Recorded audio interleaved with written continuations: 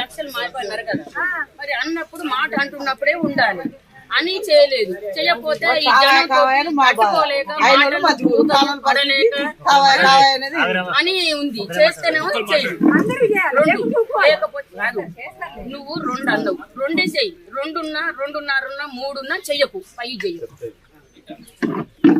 అట్లా జనం ఉన్నారు. ఒక్కొక్కరు చెప్పారు 2 లక్షల వరకు ఏదో టెక్నికల్ ప్రాబ్లమ్ ఏదో ఉంటే దాన్ని కూడా సరి చేసి మొన్న 2,770 ఆ పైసలను జమ కాగానే మీ అకౌంట్లో అందరికి ఇవ్వాలని గవర్నమెంట్ డిసైడ్ అయింది.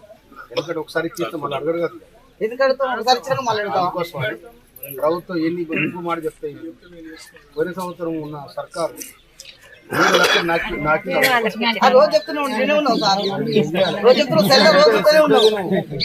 అమ్మా. ఇప్పుడు ఆయన ఇచ్చిన అప్పుకు వచ్చే ఆందాన్ మొత్తం 6,000 చిల్లర 6,000 కోట్ల రూపాయలు చిల్లర అక్కడ కట్టాలి, ఈ రుణమాఫీ చేయాలి.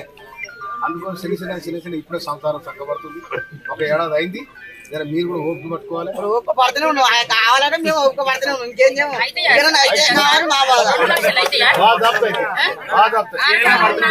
డబ్బులు పోయింది, యాసంగి వస్తుంది, ఇది లేదు అది లేదు. సర్పంచ్ ఓటు ఒక్కటి కూడా పడదు.